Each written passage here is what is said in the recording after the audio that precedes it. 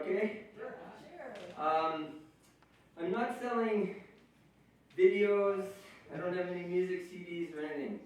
But I do have hand-roasted seeds if you want to buy some seeds off me. Thanks a lot. We'll see you in about a half hour or so.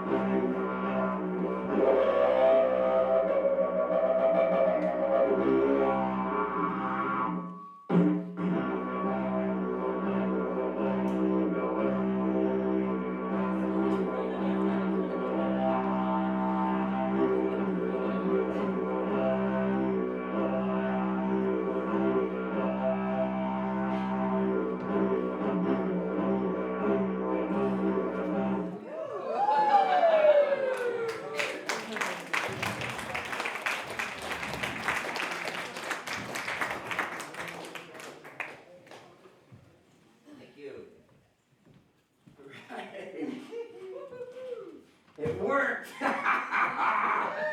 Didn't work earlier. So,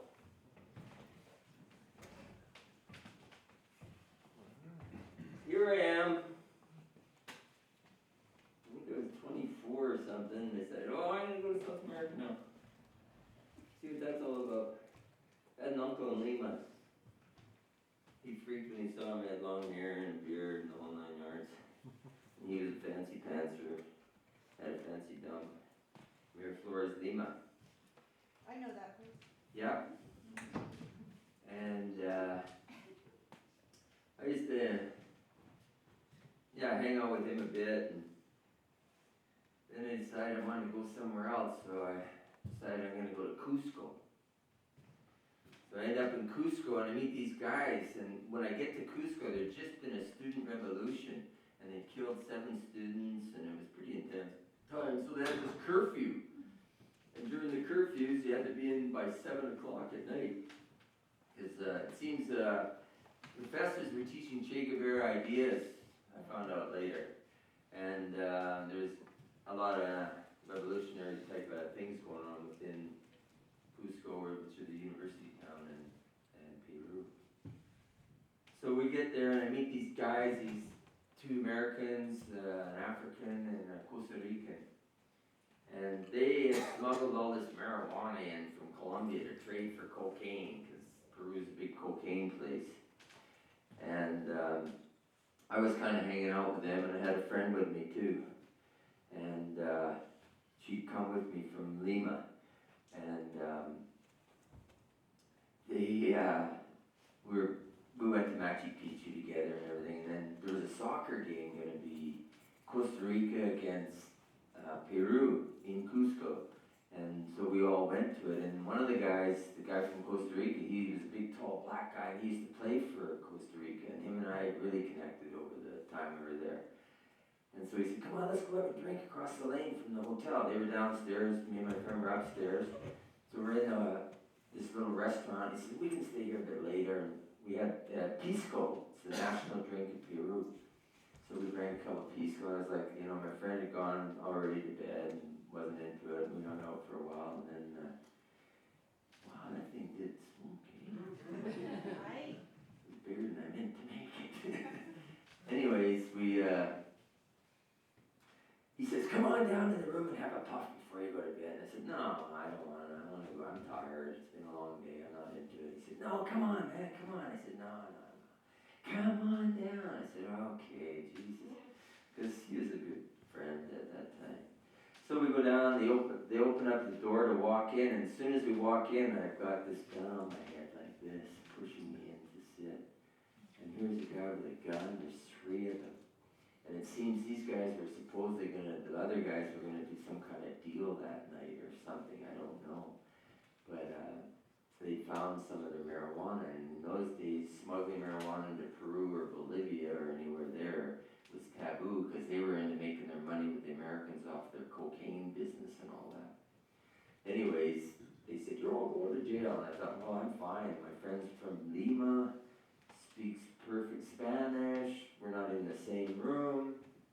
We go up there, go up to that room. He says, I said, I don't live here, I'm up there, I was just visiting. They took me up, go in, wake her up, and she said, no, we don't know anything about them. And they said, well, we're gonna search, and they searched, and I used to travel with teas. By then I was a vegetarian, I was traveling with teas. They pulled out the chamomile, they pulled out the raspberry, and they said, this is marijuana or something worse. And I said, no, it's raspberry tea. My friend said it's raspberry tea. No, you're coming to jail too. So I go to jail, and they put her in a women's jail. And they said, this is going to go to Lima to be analyzed. So we're in jail, and it's like a room about this big, and you gotta go to the bathroom, and you sleep there, and there's other guys in there, everybody's in one room, but they let us go get our pack sacks, which was pretty cool, and we could have our packs in there, because we didn't have to pay rent for anymore. And they ended up, they'd say to the guys who had their marijuana, oh, we want to take some photos, and they brought out their marijuana, and they got them to roll a joint. In the day, we'd go in a courtyard with this goat, and you'd stick your foot like that and go into it. It was a really cool goat. And then at night, they put us into that nasty, stinky cell. And then, so they brought out the table, their marijuana, and took photos of all these guys, and I said, I don't want to get involved with that. And then all of a sudden, after 4 days, they let them out. And they said, you're staying. Yours is being analyzed in Lima. They get in touch with my uncle, and he's freaking. He finds all my teas and gets rid of them. Then he gets involved a little bit. And so I'm really irate, and I was a feisty kid, 24, and I found out the head commissario's name that night. And so all night, the Interpol jail was down the bottom of the valley in the middle of Cusco, so everybody's richer as they get up type thing. So that night I found out head commissario's name, and I was screaming his name as loud as I could, and I'm pretty fucking loud. And they were freaking, and they were getting their hoses out on me and everything, and they couldn't get me, and I was hiding behind around the corner, and they were getting all the other guys were getting pissed off. And then a lot of these guys were professors they brought in who got to know a bit. They were really nice guys. Felt so sorry for them. They were going to get screwed by the Interpol and that whole world of alternative thinking and being. So then they started giving me Pisco, and it was mellow. I'm still pissed. Next day I get up, and they let us out of the jail and to go to the courtyard, but they had this walkway to go to the courtyard, and along it was a wall in their garden, and they had these vases this big, beautiful porcelain vases. And as soon as I got out of the jail, I jumped over the wall, and I'm holding the vase like this, and I'm saying, you gotta let me out today, and you gotta let me out, and I'm shaking it like this.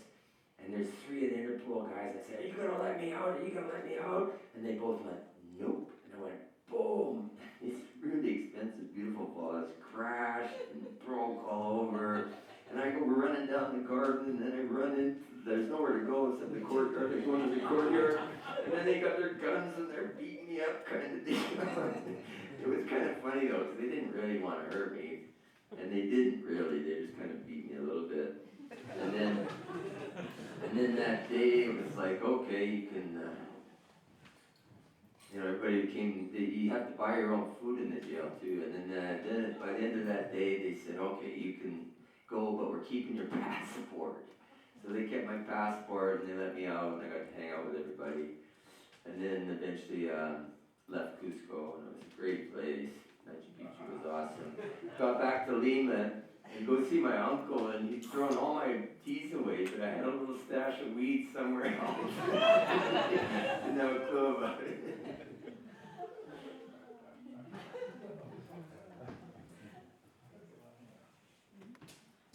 So, isn't it funny all the hats we all wear in life? Everybody wears a lot of hats, and they're all different.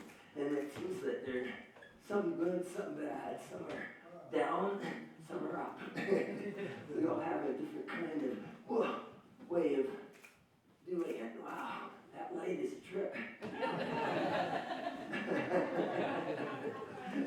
You're supposed to be clapping. Okay, here we go.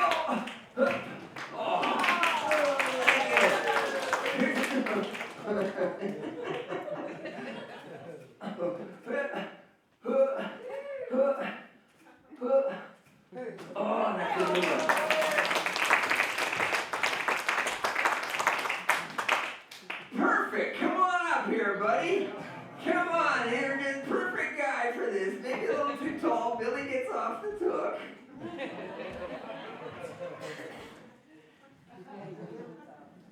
What's your name? Good memory. Listen, Chris. We're going to do something together here. I want you to stand like that. No, stand like this, I guess. Can you see all right if I do this? I'm going to hand you a hat. Put it on with two hands. Oh yeah, you got a big noggin. That's cool. Well, that one's going to be a bit trickier. I'm going to hand you another hat. As soon as this one comes off, that one goes on. Two hands. Works best with two hands. Two hands, two hands. It's going to get faster. Let's see how you do. It's going to get a little faster. See? There you go. You're doing it. He's good. Check him out. He's got it going. Yeah, Chris. Yeah, Chris. All right, Chris. No, wait. Now, Chris, this time it's going to get a little harder. Because we're going for 4 hats. And if you or I drop it, they're all going to boo us. If they don't drop it, huge round of applause. Are you ready? Okay, go for it. Wait till it comes off. That's a fella. That's a fella. Okay, we gotta go. Check this guy out. He is happening. He's not dropping. He's gotta go. Let it go.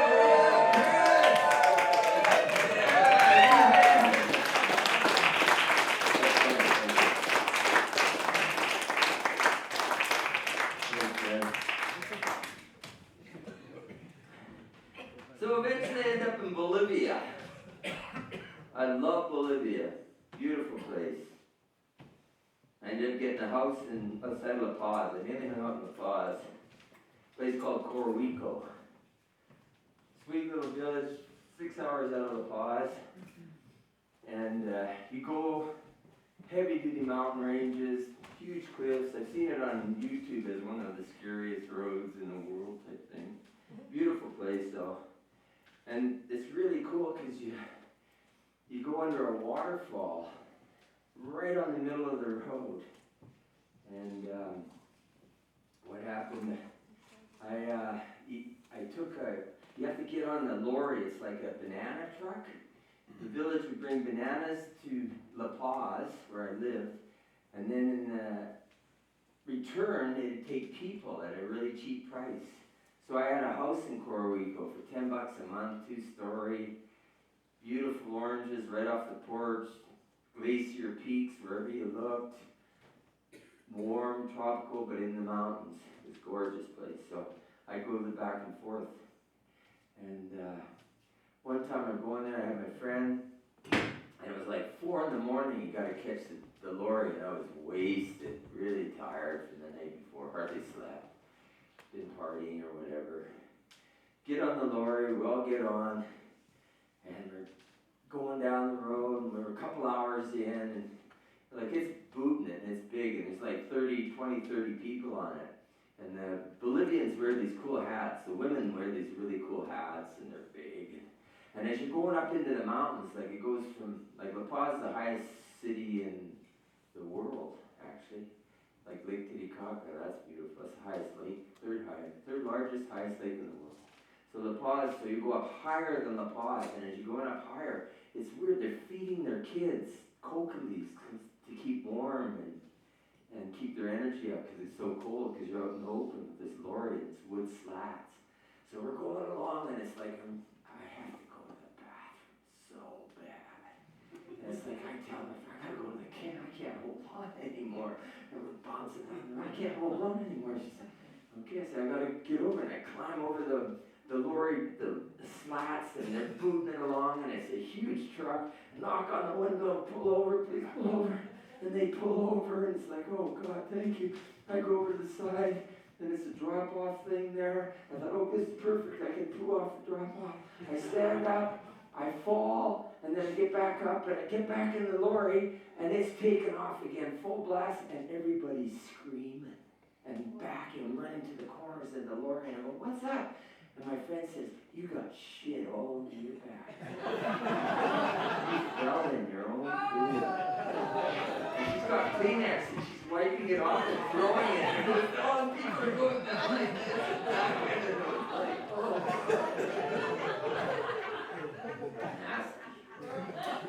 Nasty.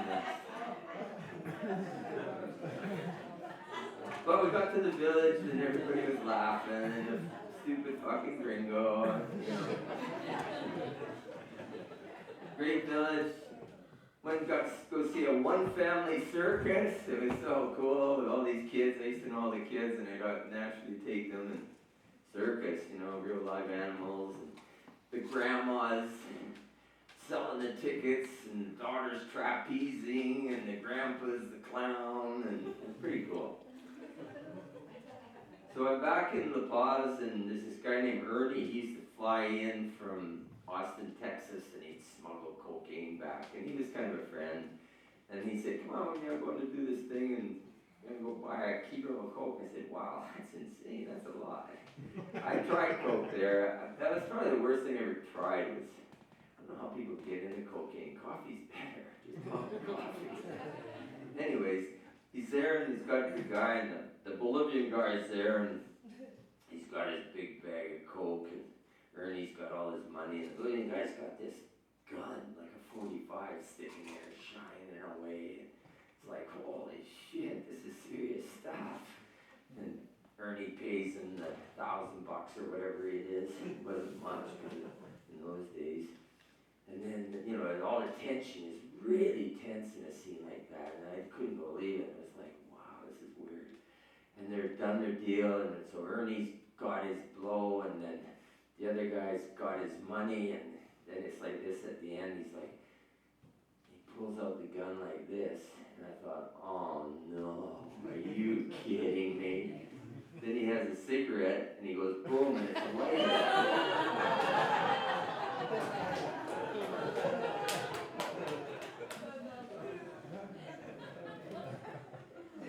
Yeah, what about this lighting here? Let's see. So, in the old days, I would be juggling torches. So we gotta pretend these are torches, right? There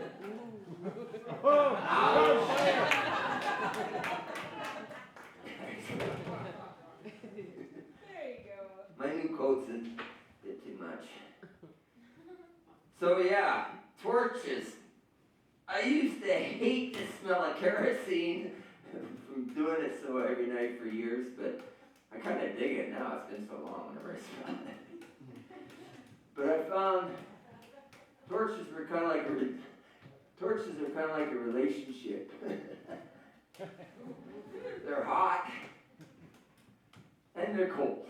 And it's like, you got the connection. You're both meeting each other, and the guy and the gal, and it's like all the chemistry's popping away, and they're kissing and everything, and then they get going, and then the actual sex is happening, and the juices are flowing, the sperms are happening, everything's grooving, everything's... And that happens!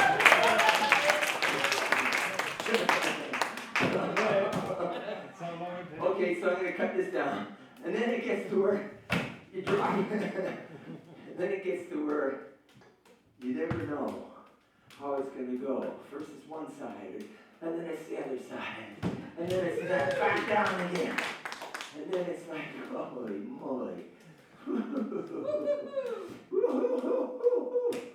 Oh, that burned. One more time with a little bit of feeling. Here we go.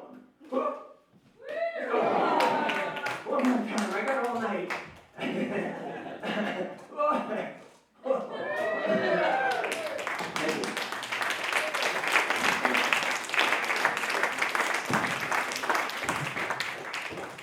So, how many people think of sex every day? Goes every 7 seconds. How many people think of sex more than once a day? Okay, how many old people even think of sex? So, I just had a flash the other day. I had an erection, which is, after 60, walking along the street out of nowhere. It flashed me back when I was young. When you're in school, you always got a hard on. Every teenager, walking around. And in those days, I used to wear tight pants. Everybody did. And you got this boner, and it's like, oh God, I hope nobody can see me. You walk along. And it would come out of nowhere. It's just hormones pumping, right? And I remember, it'd be like, you got an erection, you got to go to the bathroom. It's nasty, you can't, toilets are made for no erection, because when you sit in one, if you have an erection, you're in trouble, man. And then you got to stand above, or you're standing at a urinal, and you got to lean against the wall, and you're trying to take a pee with an erection, and it's spraying all over the fucking place, man. It's insane. Teenagers. I find sex is underrated, though. It's kind of like, we're not really taught about it. We're not really brought into it in a nice way. Some people don't even talk to their kids about it. It's like, it's a natural thing that's an everyday thing for everybody, and it's taboo to talk about, or it's taboo for this, or, especially for women, they can't, and guys do, but it's usually, weird, like, skin mags and porn and all that stuff. That's kind of an unhealthy form of it. And it's like, you get all these programming as a kid, like, oh, you gotta get the hot babe with the hot bod, you gotta have a nice tight pussy and nice boobs and all that kind of stuff. You don't know what the hell that is, or anything like that. I remember, I used to do all that and go for that kind of person, and I was like, and then eventually I found somebody with a big pussy and a different body altogether, and it was more easier, more comfortable. I didn't have to be anybody, and it was juicier and so much more satisfying. And then you got the sex thing, then you got the girls, like they have to deal with the dick and have to have the right guy with the right dick and all that kind of stuff. And then you got the deal where you got the connection, like you get a guy who maybe he comes quick, but he's pumping.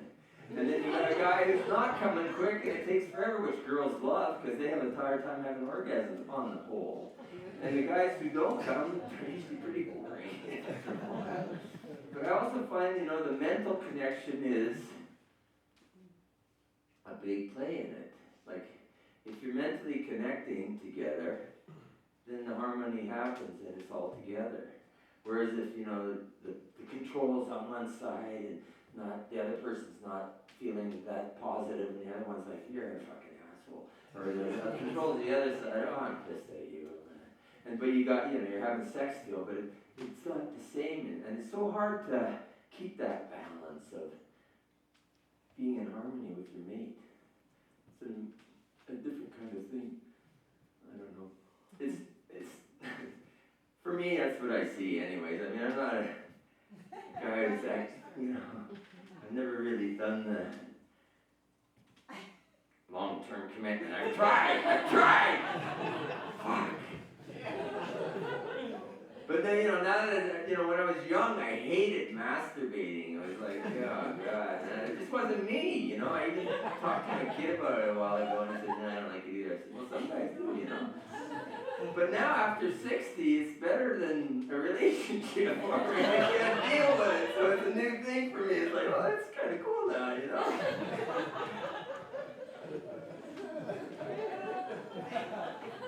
Okay, I need somebody who's got balls. Girl or guy. Come on, somebody can come up here for a minute.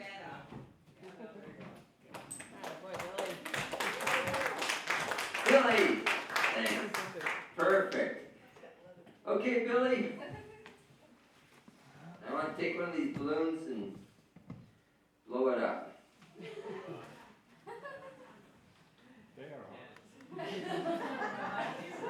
Yeah! Oh! Now you're all pregnant. Even the guys. Okay, that's all right. Okay, stand right there. Please, sir. Stick this in your mouth. Please, sir. Are you ready? Okay, stand right like that so they can see. Now stick it there. Oh, yeah. What do you think? Better than the cigarette.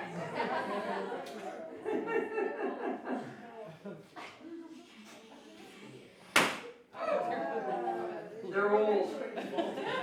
Mexicano. No.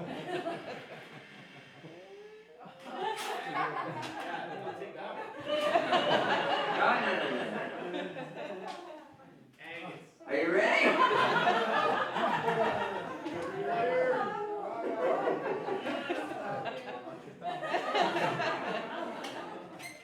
Bend over, big fella. Stand forward, bend over, and hold that sucker.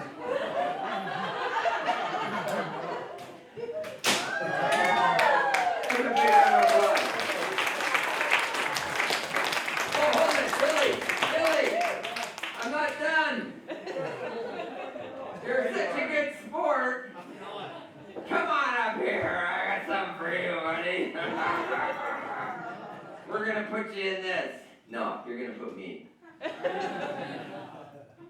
we're talking.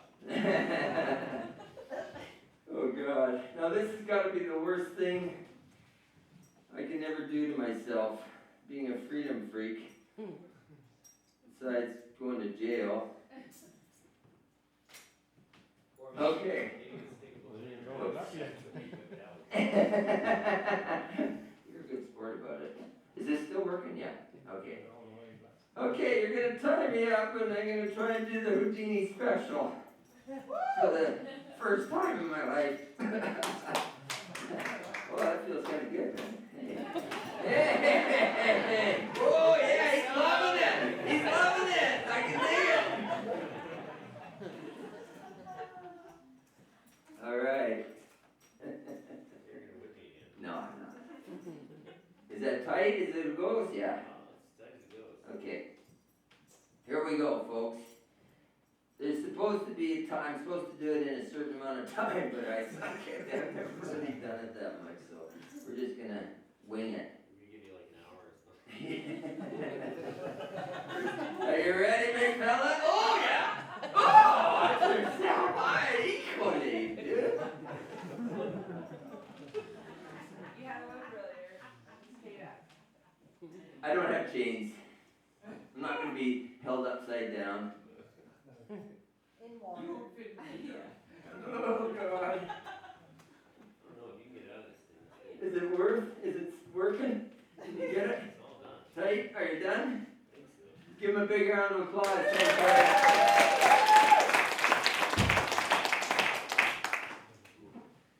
Oh, yeah. Well, I thank you all for coming. It's been fun. You can fuck off now.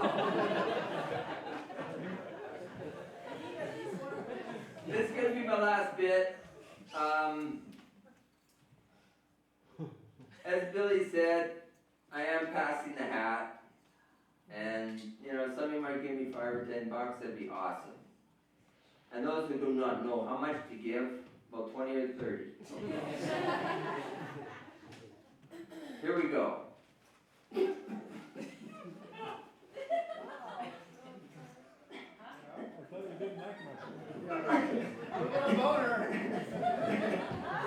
Rock and roll.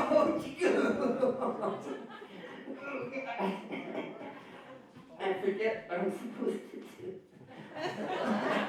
It's a boy!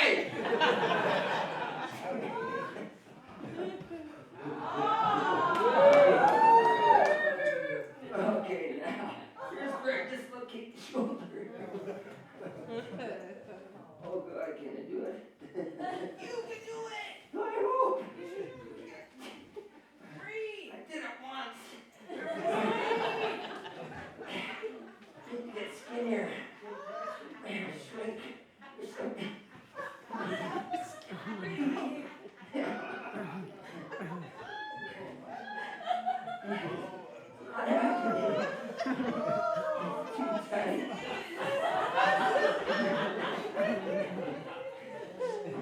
Okay. I gotta do the other side. Ouch. This side will work. Maybe. How embarrassing. How embarrassing, right? Being able to do the last trick. Maybe it will take an hour. Here we go. Let's go. Dislocate that shoulder. You love, everybody loves to see somebody in pain, right? As long as it's not them. Shoulders out. Okay. You're close.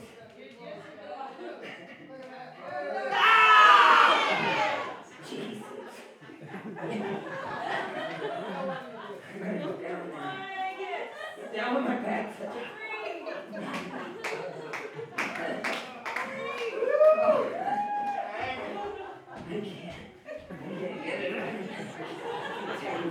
Billy.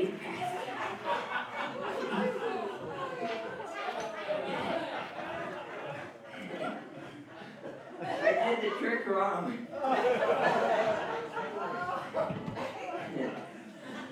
I'll go this way.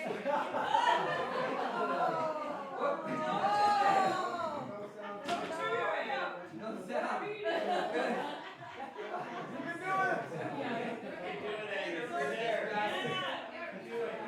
Go back down. That leg good. So close.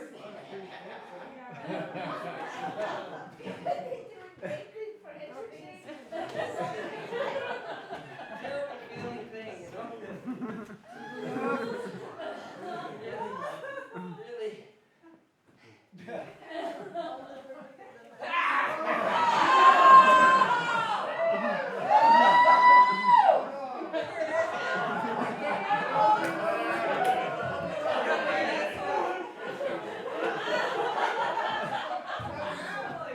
Shoulder out.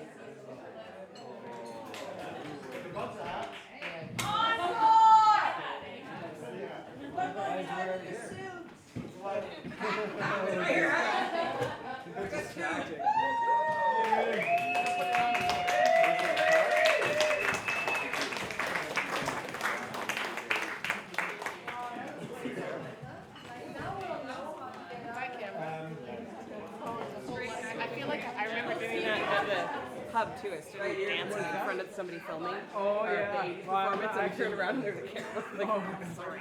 I left it on actually on purpose. Film something.